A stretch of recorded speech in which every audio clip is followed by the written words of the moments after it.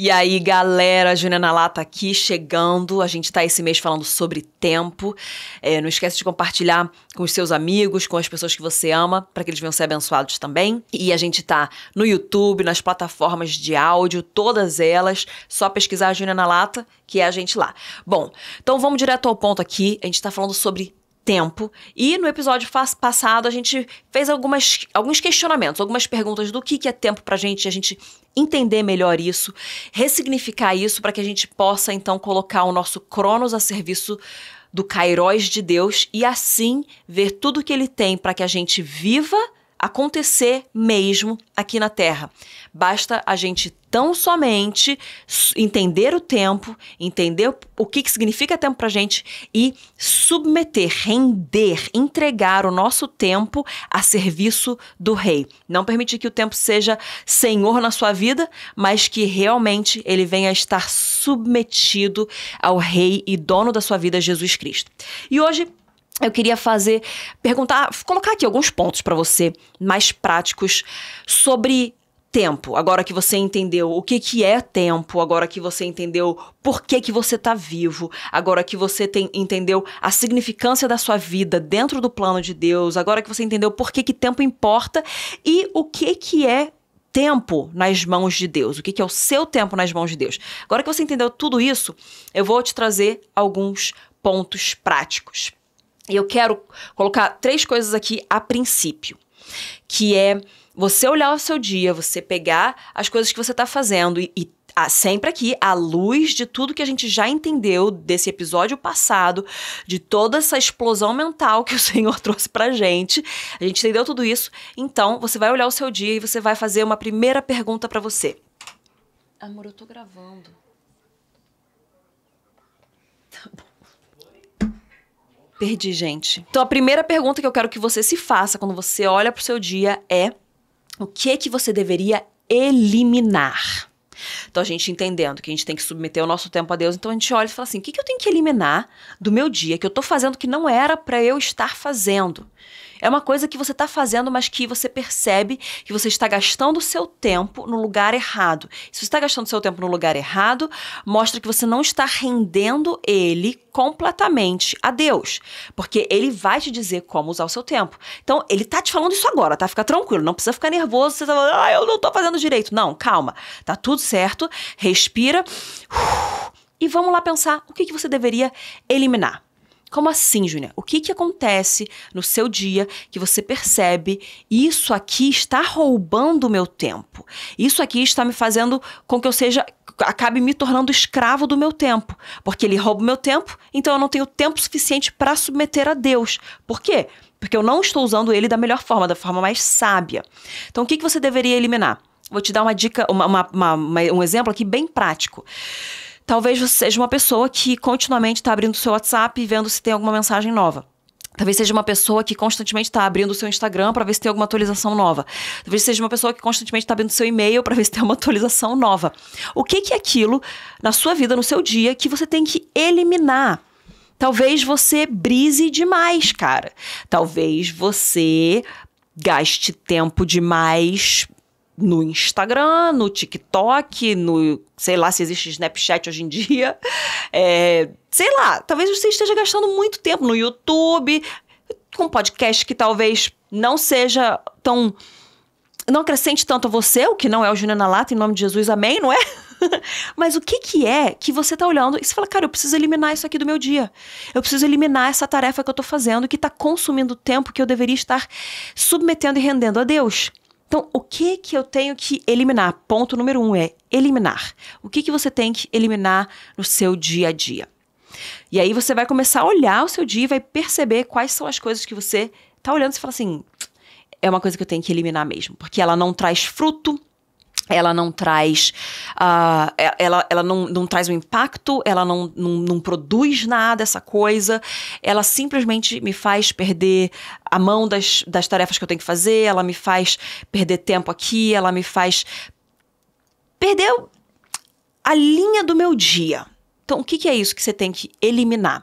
E eu não tô falando que você não deva, por exemplo, entrar no Instagram, eu não tô falando que você não deva, por exemplo, entrar no seu e-mail, no seu WhatsApp, mas é você olhar e falar assim, a cada 5 minutos eu preciso fazer isso? Ou eu posso fazer isso a cada 2 horas? A cada 4 horas? Não sei, entendeu? Você tem que entender o que acontece, como que é o seu fluir e perceber o que você precisa eliminar. Segunda coisa que você precisa se perguntar: o que eu posso sistematizar ou automatizar, talvez, literalmente automatizar no meu dia? Quais são as coisas que hoje me custam tempo e que eu tenho que despender, eu tenho que usar esse tempo em outras coisas? Se você está fazendo coisas hoje que te custam muito tempo num dia, mas elas são importantes e são necessárias, você tem que perceber se você consegue sistematizar. Quando nós colocamos as coisas em sistemas, o momento de colocar em sistema demora mais. Então, você vai ter que depositar mais tempo, você vai ter que despender mais do seu tempo numa sistematização, você vai ter que despender mais do seu tempo numa automatização, que vai te custar talvez 2 horas hoje, mas vai fazer com que você ganhe tempo ao longo dos seus dias. Então, se você tem alguma conta que você tem que todo mês ficar entrando, pagando, tal, não sei o quê, indo lá fazer pagamento, será que você consegue, por exemplo, automatizar esse pagamento de conta? E aí você tem algum momento que você só checa que tá todas as coisas sendo cobradas, que estão todas as coisas sendo cobradas direitinhas e que tá tudo em dia, em algum momento, mas você tem sistemas. Talvez você olhe e pense assim: cara, eu não sou uma pessoa sistemática, mas sistemas são bons, porque eles tornam mais eficientes as coisas que vocês estão fazendo. Então, nós precisamos aprender a sistematizar, sendo isso natural pra gente ou não. Sistematização é muito bom. Então, o que você tem que sistematizar do seu dia a dia? O que você tem que sistematizar na sua semana? Coisas que você percebe: eu perco tempo de minutos, porque eu tô fazendo isso de uma forma burra, com todo o respeito da palavra. Mas a gente olha e fala assim: gente, eu tô usando o meu tempo de uma forma burra. Eu não posso mais usar de uma forma burra, eu tenho que usar de uma forma inteligente. Então, respira, dá um passo para trás, analisa a sua semana, analisa o seu dia e veja onde que tá escorrendo minuto, onde está escorrendo hora do seu dia, desnecessariamente, porque você não está sabendo submeter o seu Cronos a Deus. E quando você submete o seu Cronos a Deus, ele vai te falar, ele vai te trazer sabedoria, ele vai te trazer instrução de como você usar o seu Cronos. Porque, como eu falei no último episódio, o nosso Cronos é perfeito. Se ele tiver submetido a Deus, ele é mais do que suficiente para cumprir tudo que Deus tem para a gente cumprir. Então, não é o Cronos que está faltando, porque ele não errou. O que está faltando é um melhor gerenciamento da gente dentro desse Cronos. Então, o que você tem que sistematizar? Analisa o seu dia e procura sistemas que você pode put in place, sabe? A gente fala essa expressão em inglês, mas que você consegue colocar as coisas dentro de sistemas. A gente precisa colocar os sistemas para que as coisas fluam de uma melhor forma e elas até ficam quase que automáticas. Então, a gente não pode perder tanto tempo em operacional, em coisas pequenininhas. A gente tem que aprender a automatizar e sistematizar. O que me leva também para o nosso terceiro ponto, que é o que você tem que delegar. O que você precisa delegar no seu dia. E agora eu venho falar aqui para todos vocês perfeccionistas, para todos vocês que acham que o seu jeito é o melhor de todos, para todos nós, tá? Eu tô falando vocês porque, gente, eu não sou perfeccionista, mas eu acho que o meu jeito... Então, assim... Eu, às vezes, considero que o meu jeito é o melhor, não por desmerecer o do outro, mas eu penso de uma forma muito prática. Então, eu penso, se faz assim, assim, assim, assim, então a gente perde menos tempo. Mas isso não quer dizer que seja o melhor jeito, não. Eu já aprendi a delegar muito, mas eu tinha isso muito forte dentro de mim, assim, gente, não tem outro jeito mais prático e caminho mais curto e jeito mais óbvio do que esse. E isso é uma mentira, porque existem jeitos melhores sempre, tá? Então, quando eu falo pra você, se é você que é o perfeccionista e que acha que o seu jeito é o melhor, essa é uma pergunta pra você. Porque uma coisa que eu aprendi, e já faz muitos anos, eu lembro na minha época de faculdade, que eu pegava tudo e fazia tudo sozinha. Eu falava, não, eu prefiro fazer o trabalho sozinha, prefiro fazer as coisas sozinha, porque aí eu faço do meu jeito, porque o meu jeito eu acho que é o melhor e é mais fácil e parará. Só que nisso, levando pra vida, a gente a gente fica sobrecarregado e a gente impede com que as pessoas ao nosso redor também se desenvolvam. Então, eu aprendi a delegar e existe uma graça pra isso, é uma beleza você delegar, sabe? Tipo, é uma coisa muito linda mesmo. Hoje eu liderando pessoas, eu aprendi. Antes eu falava assim, não, eu gosto tudo feito desse jeito, e se eu delegar não vai ser feito daquele jeito. E de fato, se você delegar, não vai ficar do seu jeito, o que não significa que não vai ficar bom, que não vai ficar excelente, talvez fique até melhor. Vamos lá, humildade chegando aqui na gente. A gente tem que entender que o nosso jeito não é o único jeito, não é a única opção, não é o melhor de todos. É a nossa perspectiva que faz a gente achar aquilo muitas vezes. Mas nós precisamos delegar as coisas para que nós possamos também investir em outras pessoas. Então, presta atenção. Quando a gente tá pensando em delegar, eu vou te falar aqui uma matemática uma equação humana aqui. Delegar mais investir em pessoas significa multiplicação de tempo. Anota isso aqui. Delegar mais investir em pessoas igual a multiplicação de tempo. Então, tudo que a gente está falando aqui é muito uma forma de você multiplicar o tempo que você tem na mão, porque você vai fazer tudo de uma forma mais sábia, de uma forma mais esperta, de uma forma melhor, para que você possa usar melhor o seu Cronos, submetê-lo a Deus, para que Deus venha manifestar o seu Kairos, e você então veja a multiplicação do seu tempo.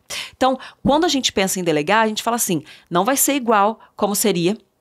Eu vou ter que demorar muito mais tempo investindo nessa pessoa, eu vou ter que gastar muito mais tempo ensinando, eu vou ter que gastar muito mais tempo corrigindo. Mas olha a beleza de tudo isso. Quando você faz isso, você se desprende do seu jeito, número 1.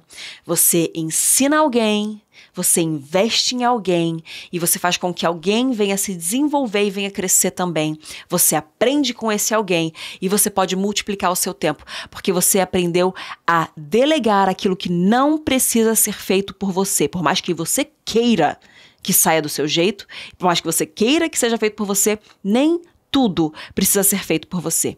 Essas 3 perguntas, então, que você precisa eliminar do seu dia, da sua semana, que você percebe que você está despendendo tempo de uma forma errada, o que você precisa sistematizar e às vezes até literalmente automatizar, e o que você precisa delegar. E quando você vai delegar, você precisa abrir mão da perfeição. E você precisa entender que até atingir o seu crivo, até você chegar num nível que você fala assim, não, agora isso aqui está aprovado por mim, pode ser que demore, mas você está investindo em pessoas e você está multiplicando o seu tempo. E quando você investe em pessoas, você está também investindo e se dedicando na vida de um discípulo de Jesus. Você está investindo na vida de alguém que vai aprender mais, vai se desenvolver mais e pode fazer a mesma coisa por outras pessoas, o que vai fazer com que o tempo dessa pessoa também se multiplique e o tempo das pessoas que estão abaixo dela venha se multiplicar também. Então, quando a gente se desprende da necessidade de fazer as coisas do nosso jeito, a gente permite com que as pessoas venham se desenvolver, venham ser capacitadas, venham crescer. E aí o nosso tempo é multiplicado, o tempo delas é multiplicado, o tempo das pessoas depois é multiplicado. Você precisa, então, usar o seu tempo de uma forma sábia para que ele venha se multiplicar, entre aspas, porque não existe... o Cronos não se multiplica, mas o Cronos submetido a Deus e usado de uma forma sábia, ele pode ser multiplicado por causa desse fator sobrenatural. E aí, agora a última pergunta que eu quero fazer para você, que vai ser meio assim estranho, que é assim, bom, o que você deve eliminar, o que você deve sistematizar, o que você deve delegar. Agora a outra pergunta é: será que eu posso procrastinar? Júnia, como assim? Você tá falando de gerenciamento de tempo, que eu não tô, né? Mas vamos reduzir a isso. E você tá falando sobre procrastinação de uma forma positiva? Por quê? Às vezes, a gente tá querendo fazer um negócio agora que não é para ser feito agora. Só que na nossa ansiedade de fazer o negócio e dar um check, sentir aquela... Ai, que sensação boa, porque eu cumpri várias coisas no meu checklist, no meu to-do list. Gente, às vezes você tá só satisfazendo a sua ansiedade, em vez de estar cumprindo com um propósito maior. Então, a pergunta da procrastinação é: precisa ser feito agora ou pode ser feito depois? É isso mesmo.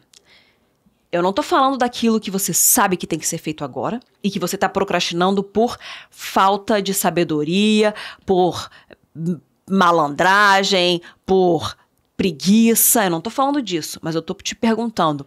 Aquilo que chegou no meio de uma tarefa importante que você tá fazendo, que geralmente as tarefas importantes, elas não são urgentes, elas não têm um deadline agora, mas elas têm um efeito e frutos muito mais impactantes do que as tarefas urgentes. Faz sentido?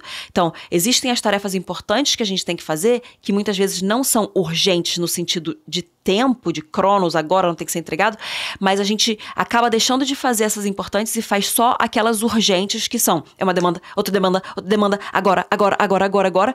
E aí a gente acaba terminando o nosso dia, a nossa semana, o nosso mês, olhando e falando assim, o que eu produzi? Eu fui só fake busy.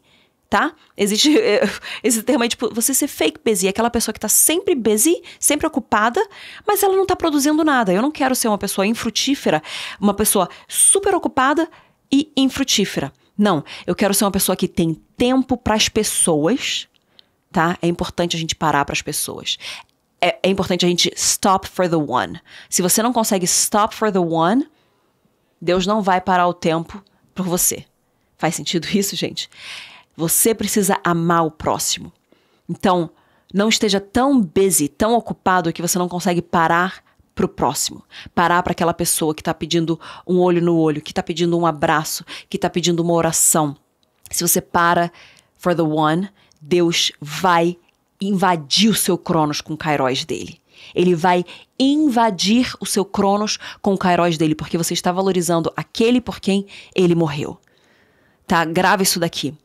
Se você valoriza aquela pessoa por quem Jesus Cristo se entregou na cruz, que também é você, mas é uma pessoa que você vai servir ali num olho no olho, num abraço, se você valoriza essa pessoa, Deus vai valorizar você. Deus vai invadir o seu Cronos com o Kairos dele. Ele vai multiplicar o seu tempo. Stop for the one. Não seja fake busy de você estar sempre fazendo algo e nunca conseguir parar para aquilo que realmente importa.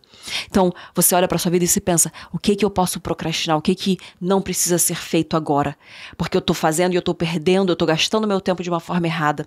Eu tô deixando de investir nas coisas de Deus e investindo nas coisas erradas. O que eu posso procrastinar? E aí depois aí você vai trazer a sua pergunta, vai voltar para a primeira lá do eliminar. Se eu não preciso fazer agora, se eu posso fazer depois, será que eu posso também eliminar essa coisa? Será que eu posso talvez então sistematizar essa coisa? Será que eu posso delegar essa coisa? Então procrastine de uma forma sábia. Procrastine de uma forma intencional. Faça essa pergunta.